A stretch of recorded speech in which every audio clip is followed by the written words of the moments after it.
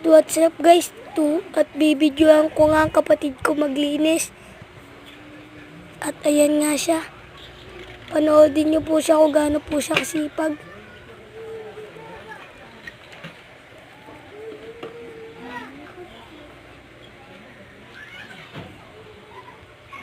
At hindi po nga muna ako magsasalita diyan. Diyan po banda diyan. Ano na po, isa voice over po kasi sa cellphone. Hindi po pala kompleto, kaya baka sa banda riyan magpaalam na ako.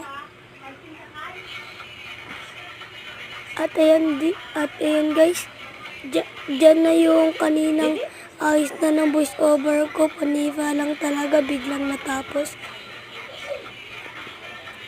At yan guys, biglang matatapos yan. Panoorin nyo na lang kahit hindi po tapos.